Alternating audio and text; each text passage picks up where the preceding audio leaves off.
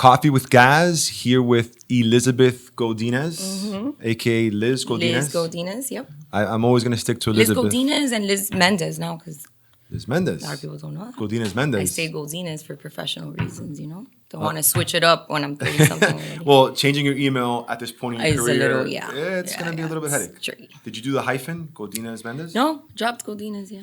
Godinez, all right, cool. Yeah.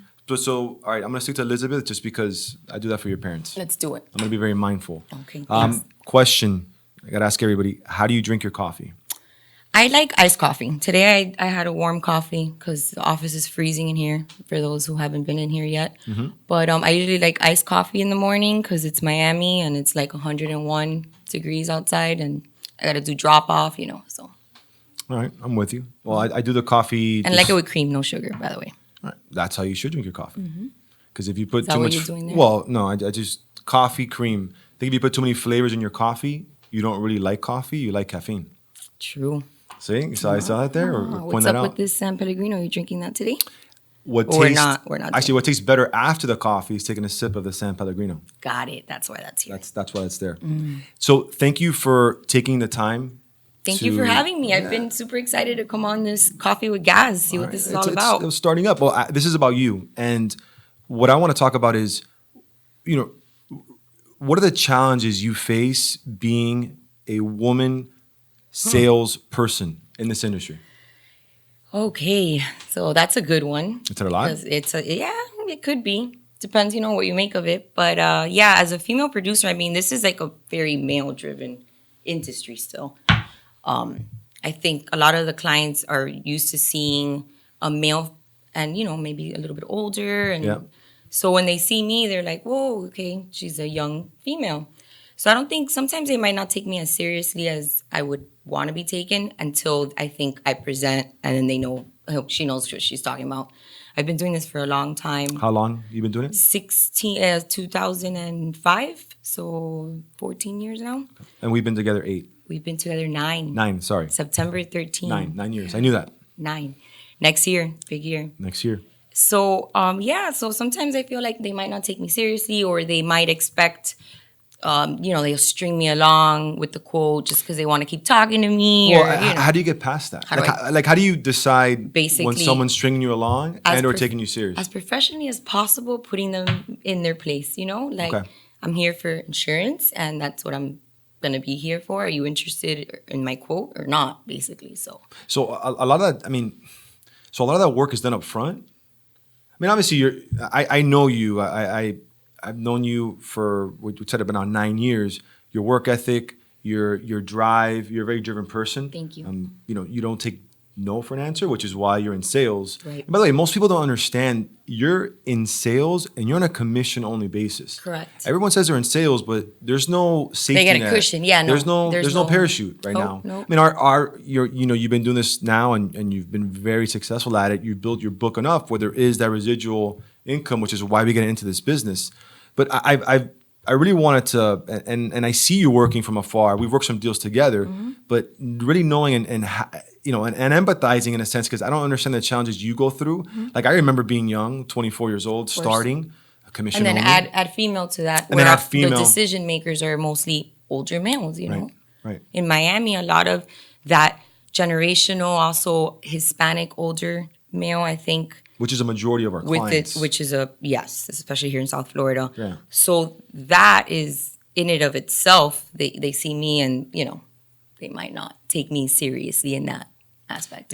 But you got through it. Like you've had in several positions. I'm tough, man. Like I know you're tough. I'm not very. I want people to see how tough you are. Yeah. I don't make a lot of decisions emotionally in that sense, or I'm not.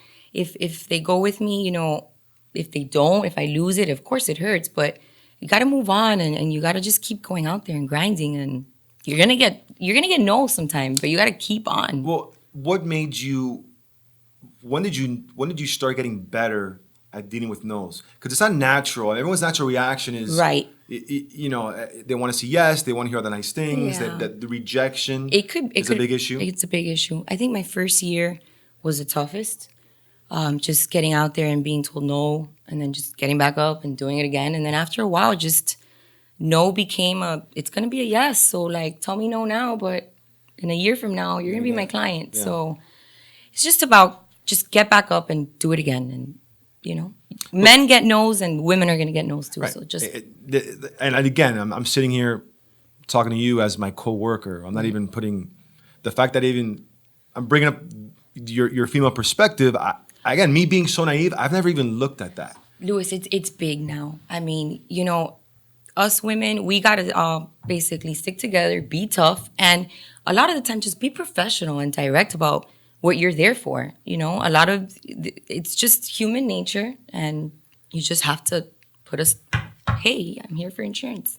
And I can imagine the things you encounter. It's just like I do, but and we both have No, our challenges. Well, no, I'm sure. I mean, from a volume standpoint. Like we deal with, it's not like we're dealing with 4 or 5 clients that we just help manage throughout the year. Literally, we're talking to tens, hundreds of people a month, some new, some old. Mm-hmm. So just by the law of large numbers, you're gonna come across with difficult people, right? It's just that's what we get good at. Those are the fun ones. Sometimes I'm like, I want to call this person because, It's a challenge. yeah, I like that perspective. yeah, it's fun. And also, going back to the female producer, it could also be an advantage for me.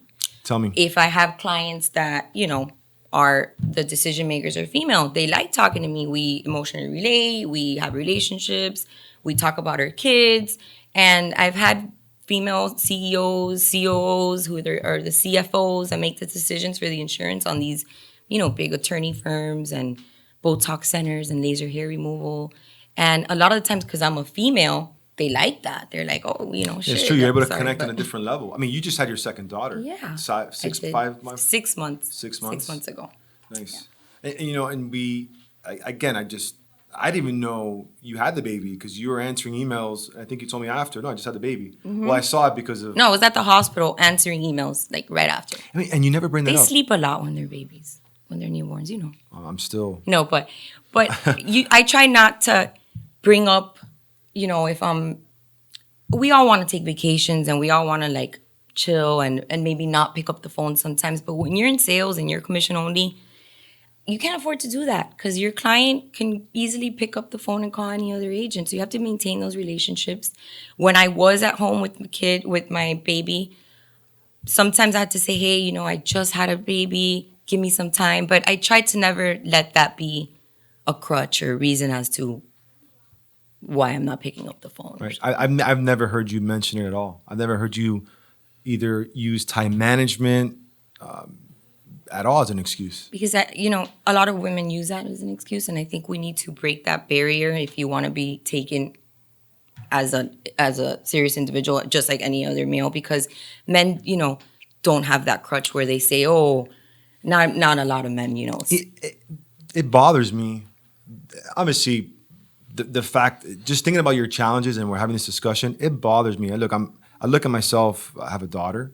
I look at my wife, my mom, your mom. It just doesn't. The fact that you had to go through that, and I'm not. Maybe I'm a little more. I'm almost insensitive because I don't see it because I'm not like that. Right? I don't want. I never thought that that'd be a barrier. I know it is. It exists because it's all over the news. Right. Plus, there are a bunch of people that aren't very. not everybody like you, yeah. Not very everybody's nice. Not everybody's that nice. Right. But it's important to me that everybody's treated respectfully. Like I mean, I look at my kids, and it's like everyone is someone's child. The future is female and male too. But No, it is. I mean, and you put on the news, and it's. I'm glad you're talking about it. Like, has there been anything that could pop into your head as far as you had somebody giving you certain issues, you drew the line, and then you were able to kind of still continue maintain the relationship? Yeah, definitely.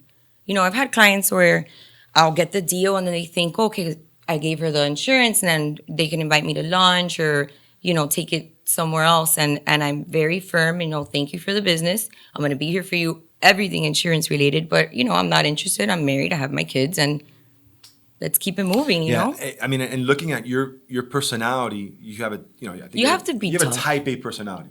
Oh, definitely. So type A A plus. Is that A Capital plus? A. Capital A. Yeah. Yeah. We're using a Definitely. rating factor, so I could see Alpha where female. I could see it. I mean, all the way. I want to break that mold, dude. It drives me crazy. Like it bothers me that you even have to go through it. But going through some of the stuff you've gone through, which I'm sure, again, a lot of people have gone through, has made you who you are today. Oh, yeah. Like you started doing this right at high school, 2005, college. I was 18 years old. 18, working, dealing in this. I mean, I was 24. We go back to it. Mm-hmm. My challenges were always I was young, but I was dealing with older males, and it was Right. always like, "Hey, kid, wait till your turn. Do it next." Or, So you had know, to they deal want to with- help you out. Like, I mean, throw you help, but it was book. always like just kind of, in the inexperience was such a huge elephant in the room. Definitely. And I had to fight through it. Like, even as something as simple as, insuring your business or insuring your home. I didn't own a home, I didn't own a business. Yeah, they're like, how do you even know about. How do you relate to that? Yeah, exactly. And then compound that with, an older person looking down at you saying, oh, and you're a woman. And you're a woman. What do you know? So you had to fight so much from a resume standpoint, almost building yourself up, to then they had to focus on what you're actually presenting, which is knowledge, a competitive premium. You're actually providing value. Right. So you have that like 50% of the time. And I'm on it, man. Like, I'm on it. Whatever you need. It's a claim. You're adding about, you want to talk about, I don't know, you want to plan on buying a building, I'm there. I'm your girl. Well, so what's your outlook on excuses? As far as what type of, Just in general. If they tell me no type of excuse. Just an excuse. I mean, I don't think you don't take no for an answer. Right. So the excuses aren't. They're invalid. Like no. Why not? Yeah, Right? exactly. Why not? Why Not not? me, but why not? If it's a pricing thing or, but if it's ever a gender thing, like that should not ever be an issue. I agree with Yeah. you. I agree with you. Pricing, I mean, what are you going to do?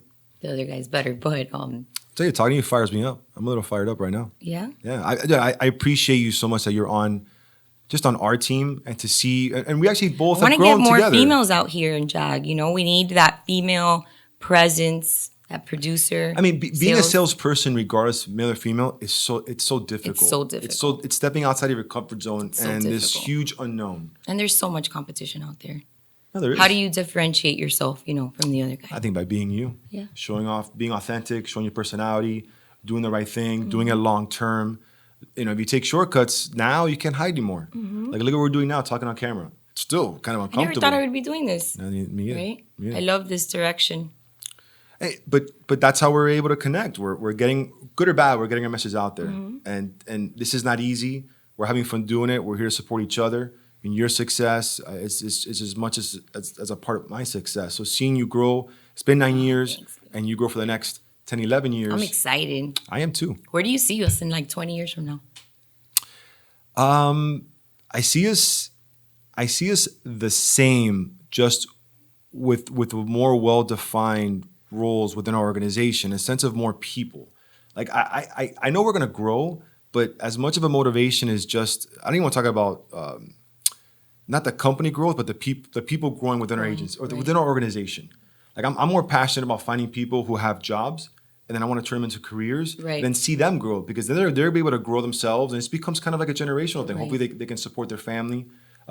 There's so much noise out there. There's so much unrealistic expectations with what people are supposed to do and how they're supposed to do it. I'm telling you, I mean, I made this transition to full-time producer commission only 3 years ago. And at first I'm like, am I going to be able to do this? Like, this is crazy. I'm not going to get a salary. How am I going to buy stuff and pay my rent and my mortgage and everything, Yeah. But I feel like the first year was difficult, but I should have done this like 7 years ago. You know what I mean? What? But I'm happy. It's I all gained the timing. Look, knowledge. It's all timing. You got better at no earlier. Right. Right. You had more. You were able to kind of navigate those waters, and now you're. For all those women out there that they're thinking of, or even males want to take that leap and go into sales, it's the happiest I've ever been. Being able to be at home with my kids and having that freedom and being able to be here and visiting clients and working on the weekends if I want to. That's freedom. You can't put a price tag on that for me. And it's getting good at, regardless of your job, right? But getting better at being uncomfortable, doing things that are inconvenient, Yeah. and sometimes expensive. Like investing in this full time is what's gonna. That's what some people don't do to get to that next level. Yeah, you got to dive right in. I feel like we should go visit a couple clients after this and sell them more insurance. We should go get San Pellegrino. Oh, well, walking over, we're not going to sweat. We're going to quench the thirst of the Quench the San thirst. Pellegrino. But I thank you for taking your time. No, thank you for having me. I This was super fun. No, it's cool. I appreciate you, Excited. and I look forward to seeing you continue to evolve in your evolution. Thank Of you. Elizabeth Godinez.